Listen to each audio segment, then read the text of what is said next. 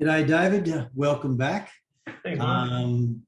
We've been talking since our last video, and we've discussed some of the attributes that you really need to become a successful engineering manager. And I'm going to lead in with a subject such as education. And sometimes I see, dealing with lots of, particularly international students wanting to move into engineering management at some stage of their career, they often feel that if they have a master's, it's better than someone who has a bachelor's. So give them an advantage, if you will.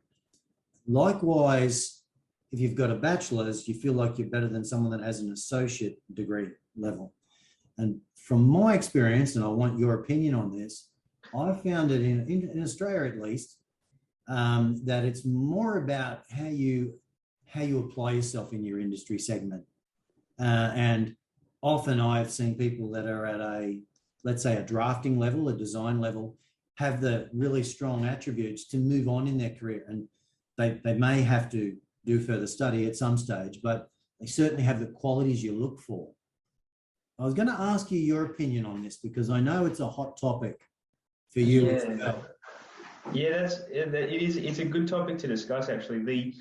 I think there's Australia, especially in Australia, there's not as great a respect for hierarchy. It's a flatter sort of hierarchical system. And I think in our sort of culture in Australia, education itself, the piece of paper is not as valued as the right personality, the right sort of experience.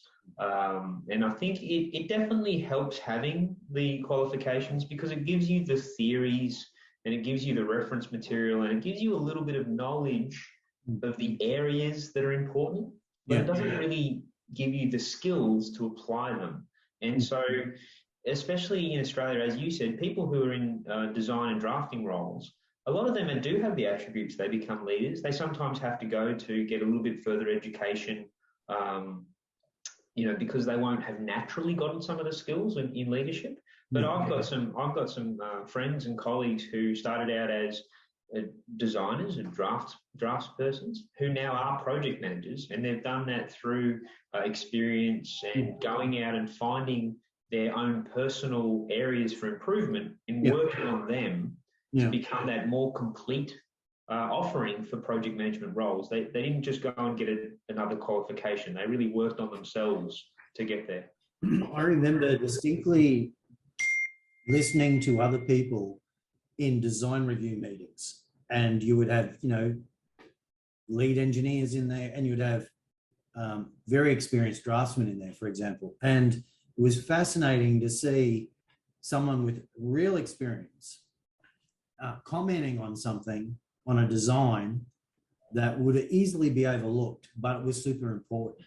And they were demonstrating a really deep knowledge of what was going on there that naturally was a quality that you wanted, because they were voicing their opinion. They weren't pushing an agenda, but they were making you aware of something to discuss, not to squabble about or to have one-upmanship on each other. Sometimes you have that. Some people are trying to compete with you. You might be the lead role and this is a junior and this guy's a designer, and they're all sort of fighting for your role. And you think, look, we're all trying to deliver the same project here. Let's try to make this work for ourselves. And that's what I noticed a lot of. And I see a lot of that in engineering, and it needs, I wouldn't say it needs to be controlled. It is being controlled. It's the people in the industry are very well educated. They know what they're doing. But I think it's a matter of being a little bit more self-reflective as a person. You've got to understand whether you really do have these attributes that are going to let you to become this engineering manager, because quite frankly, moving into management isn't about, in my opinion, isn't about you. It's more about you helping other people achieve what they want to achieve, And at the same time, it's quite rewarding for you individually to let them do that or to encourage them to do that, right? What's your opinion on that? Is that how you take leadership or engineering management? Yeah, I found through the years, my own personal experience and my own personal career, it's having a natural tendency towards leadership and management, valuing the relationships, taking time to really understand people's opinions, respecting the technical excellence of others. So a lot of it, and the more I talk about engineering management, you'll notice, and maybe your listeners will notice, that not once do I say that you have to be excellent at doing calculations, because it's really the further you get up in the hierarchy, the more it becomes leading people and all about people. And those people are not going to respect your qualifications.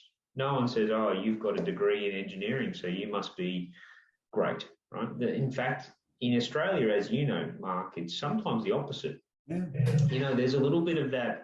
The designers, in some cases, will have less formal qualifications than the engineers. And in some cases, in the Australian culture, more education is actually not seen as something that's valued by people who have lesser education. So no one's respecting your qualifications. People are respecting you as a person. People are respecting that you respect them, that you defer to their technical expertise when they clearly have more experience. So it's a lot more soft skills, I think, than education and hard skills.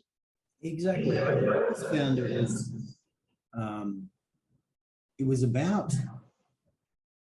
like, you would, when you're working with someone and you can clearly see they have extremely strong skills in a particular, let's say mechanical or electrical or control, and you can see they're very good at what they do, and you're in a position where you can respect that. You go, that is amazing that they can do that and understand it so well, and you sort of feel a bit lucky they're on your team. Oh yeah, definitely. And it's sort of a humbling experience, because you realize as they're explaining things to you that the way this is going to work is this way, you start to respect what they have, even though you're in a management role. You start to realize, you know, you're in a very, very nice position to be able to work with this person, and you have to respect them such that they can see clearly you respect them, and then they want to remain working with you.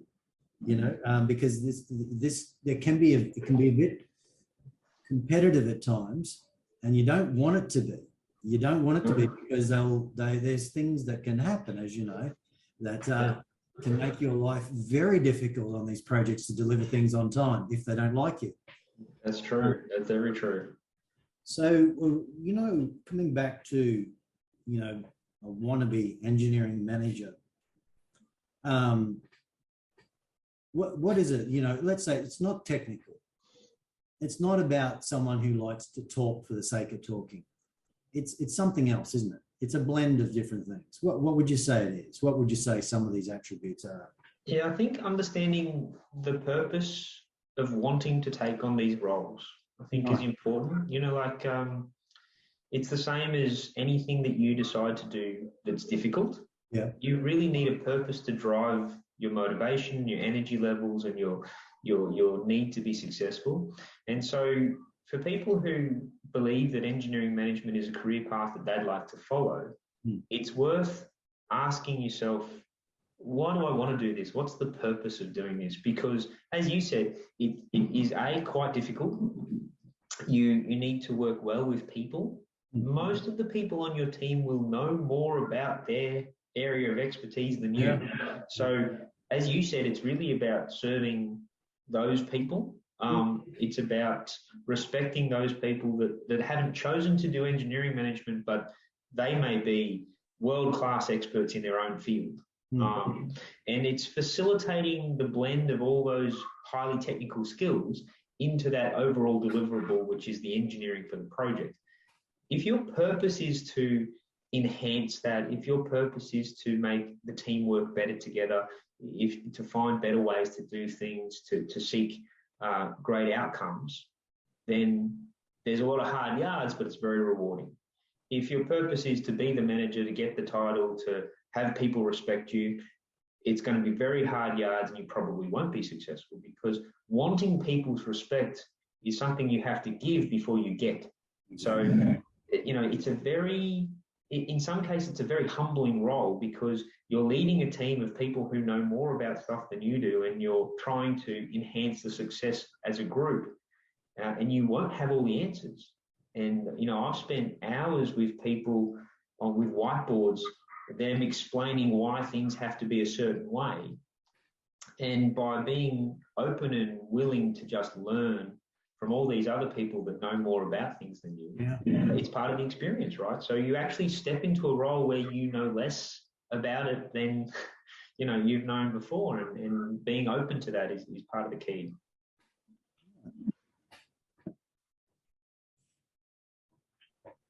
All right, well, David, I think what we'll do is we'll do another small video on these attributes, and we'll maybe drill down in a little bit more detail. I know you've got a lot more experience you want to share with the listeners out there around this subject matter, and we'll give it the real justice it deserves, because we can't do it in 10 minutes or 15 minutes. These things take years to develop, and to even share enough information to someone to take away a couple of key points, I think this video will serve its purpose for our, you know, the people that are interested in taking this on as a career. Yeah, I think so. And David, for making the effort today. Yeah, I appreciate it. No worries. Thanks very much for the time.